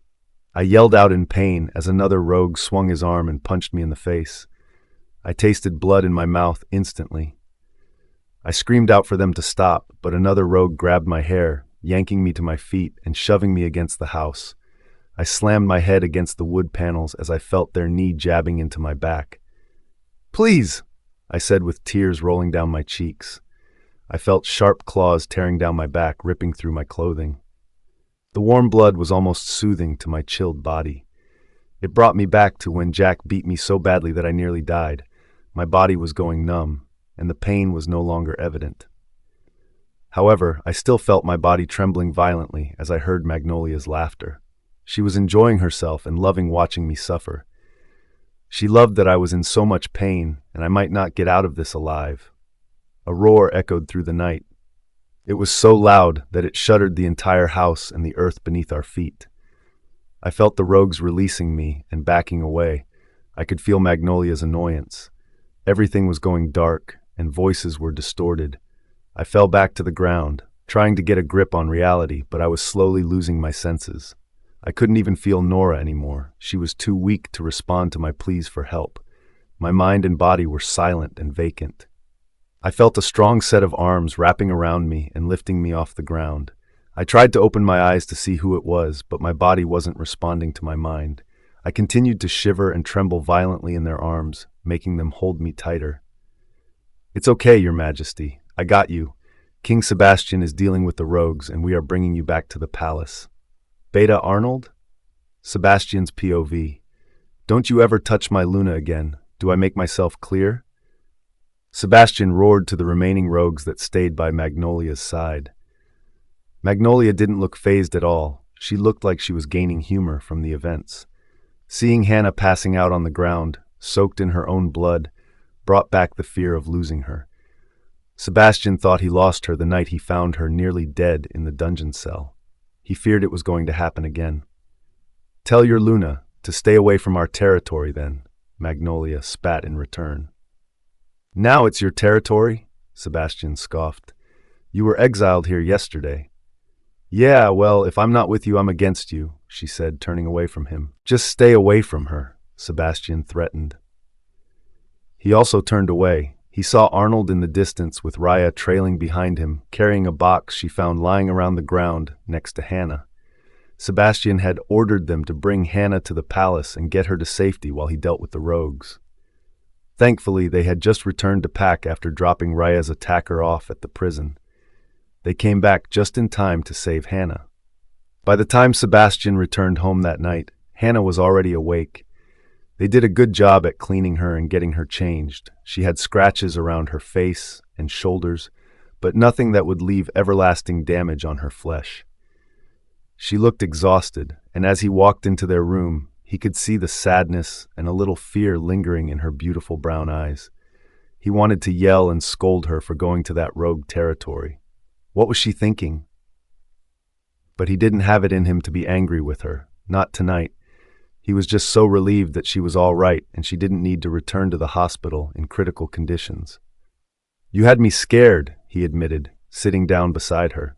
She peered over at him, and he could see her eyes growing misty. I'm sorry, she said softly in return. I won't do that again. He sighed and nodded. He believed her. He leaned toward her, lifting her chin with his index finger until her eyes met his. He brought his lips down to her, and then she turned her head away, dismissing him. Hannah's POV. Sebastian was gone the next morning. He thinks just because he saved me in the rogue territory, it means that I forgive him for everything. As appreciative as I was that he showed up right on time, I was still so hurt, and I wasn't sure if I could trust him. I thought about my mother's journal and how she wrote mainly about my father. For most of my life, I thought she was in love with him, but now I'm thinking it was only the mark he forced on her that drew her to him. He was abusive toward her and raped her, conceiving me. I was born into a marriage that didn't consist of genuine love. My father had marked my mother by force just as Sebastian had done to me. Since he marked her, she hasn't been able to get rid of him in her mind. She felt that mate bond until the day she died. She was tied to him. It's almost impossible to remove a mark once it's been done. A king can remove the mark, but I doubt Sebastian would ever do that for me. He wouldn't even grant me a divorce. Because my father marked her, my mother hadn't been able to fully move on from him. She kept thinking he would return to her because of their mate bond, but he never did. It drove her into a depression that she felt she had no other choice other than to end her life. "Hannah," Raya said as she ran into the bedroom. Her eyes were wide and misty. My heart leaped in my chest at the sight of her. She looked well. A lot better than she had when we first arrived at the palace together. She jumped into the bed beside me and wrapped her arms around me in a tight hug. I flinched at the sudden movement. Some of my bones still hurt. "Ouch," I said. Then I chuckled and hugged her bag. She released me, looking sheepish. "Sorry," she said with a smile. "I forgot you were hurt." "When did you get back?" I asked, relieved that she was okay. "I've been so worried. You haven't called or texted." "I know," she breathed. "Everything was just happening so quickly. Arnold got into this huge fight with the guy. His name is Spencer. Thankfully, Arnold was much stronger and was able to take him." Her cheeks turned pink at that last part. A smile tugged at my lips. I could tell she was warming up to Beta Arnold and she was starting to like him. But I didn't say anything, not wanting to freak her out. "But anyway," she continued, "we brought him back to the king's jail and he's locked there for the time being." She visibly shuddered at the memory. "What about you?" "When we returned to the palace, the king was in a frenzy. He kept saying that he could feel you were in danger. We went with him to the rogue town and saw them attacking you. He went nuts." Her eyes were wide and filled with worry. "What were you thinking?" she finally asked, lowering her tone. I sighed. "That was where I lived with my mother and brother," I explained. "There were some things there I needed to get. I guess it didn't work out the way I planned." I thought about how I dropped the box when they attacked me.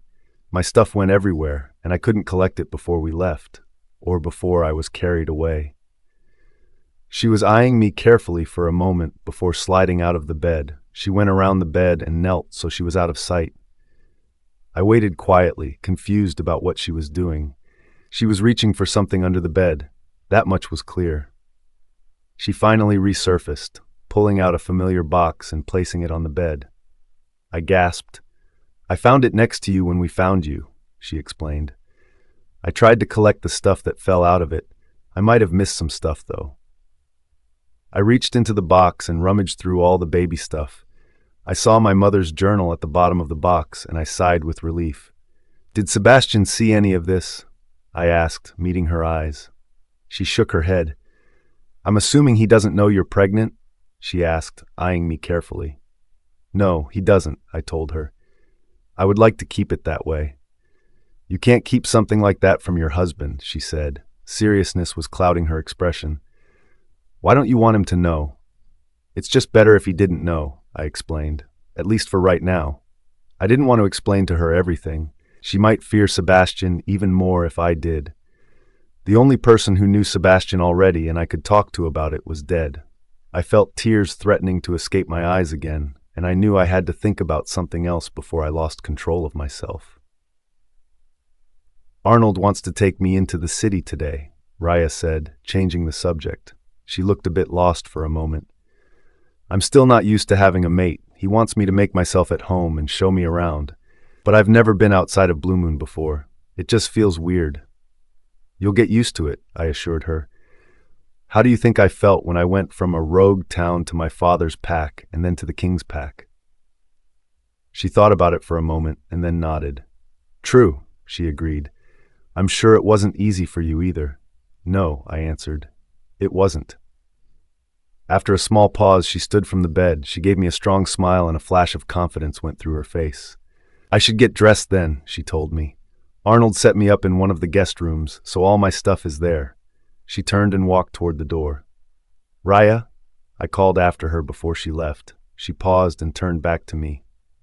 "I'm glad you're here." Dr. Conway came to check on me a few times during the day, per orders of Sebastian. As the day went on, I found it difficult to stay in bed. My body was feeling weaker by the moment. My nausea was also returning slightly, and I figured if I got moving, then it would go away. Sebastian would be returning to the palace soon, and I wasn't sure if I was ready to face him just yet. I wanted to go outside and get some air. I slid out of bed and made my way out of my room and down the stairs. I was greeted by some servants as I walked by. I went toward the back door. The cold air felt good on my warm skin. I felt like I could finally breathe. I sat on one of the stone benches, overlooking the beautiful rose garden. This was where Caroline enjoyed hanging out in her downtime. I couldn't blame her. It was beautiful and quiet. It was also isolated, so I knew no one would be able to see me. I wrapped my arms around my frigid body and allowed some tears to escape my eyes. I placed my hands on my stomach and took in a steady, deep breath. I couldn't believe I was pregnant. I was pregnant by a man I wasn't even sure I loved at this point. I didn't know if I was drawn to him because I loved him or because of the mark he forcibly placed on my neck. This must have been how my mother felt. The silence was soon interrupted by something I wasn't expecting to hear, and I jumped to my feet, startled. Meow. Hannah's POV. Meow. I heard the sound again. I looked around wildly for a few moments, confused. Was that a cat? I didn't think there were any wild cats in the king's pack. In the rogue territory, there were a few. My mother used to feed them scraps of food, and they would always come back every time. But I hadn't seen any cats since living in the palace. Meow, it said again. My heart was racing in my chest. I had a feeling that this cat was in trouble.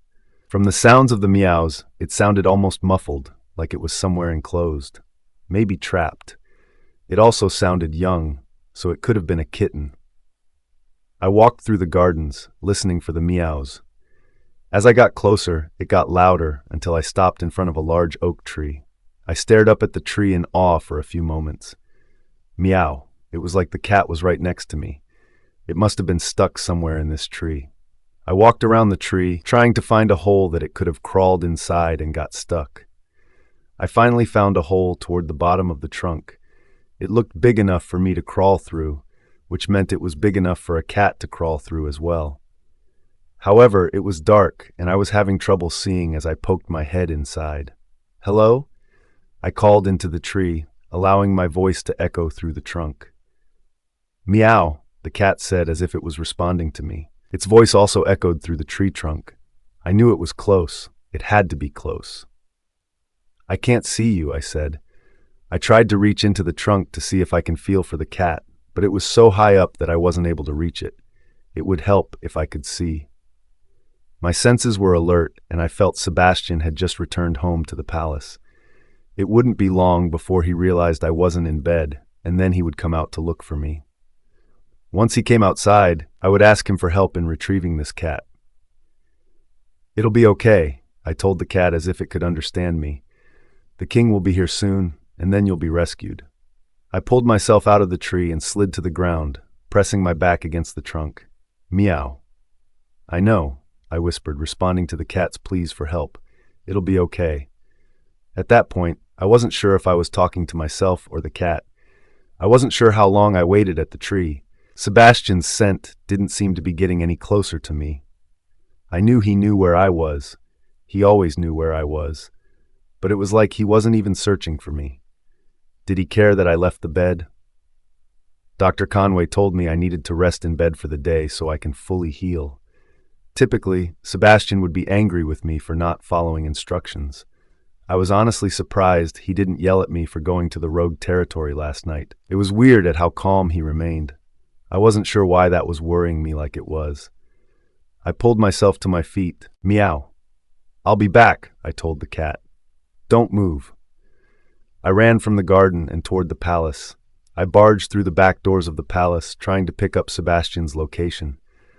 I knew quickly that he was in his study. He must have come home and gone straight to his study. He probably didn't even notice that I wasn't in bed. When I entered, he was typing something on his computer. He looked tired and worn out from the day.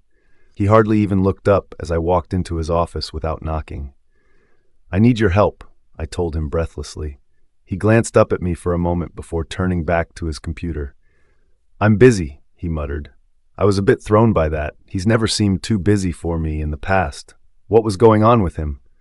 "I'm still trying to put the rumors of the scepter to rest. I'm sending emails to the alphas of each pack," he answered my unspoken question. "Oh," I breathed. "Can you take a break for a little while?"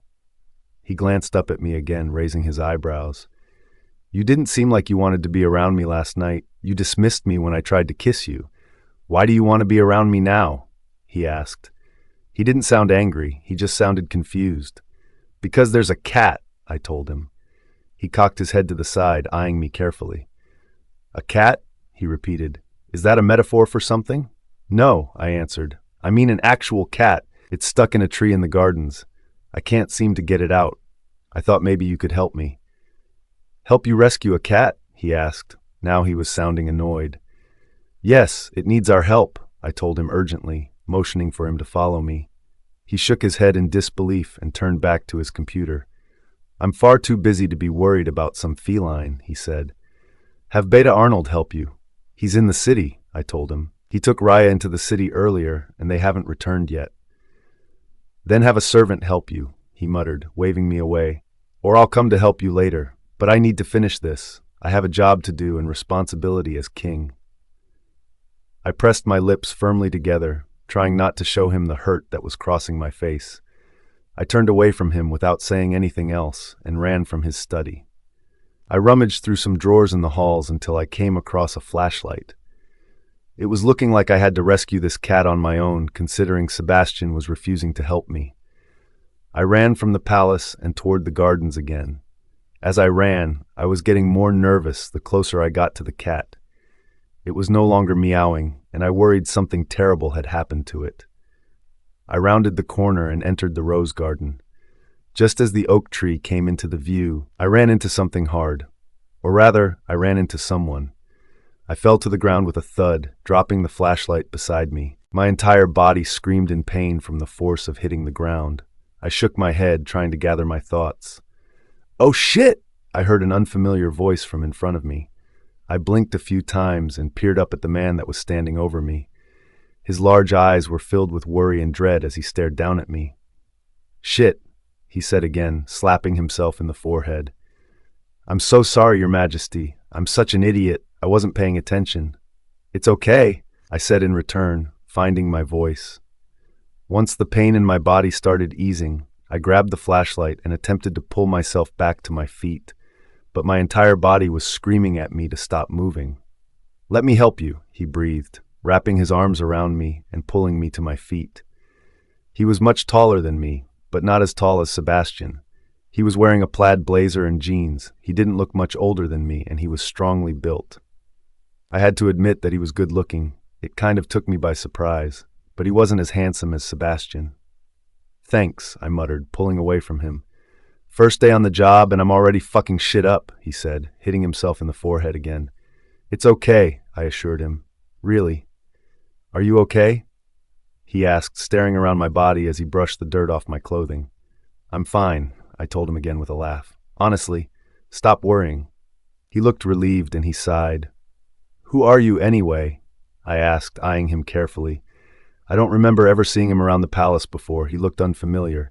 He straightened his stance and reached his hand out to me. I took it hesitantly, and he shook it, giving me a crooked and broad smile. "Henry," he said confidently. "The new gardener."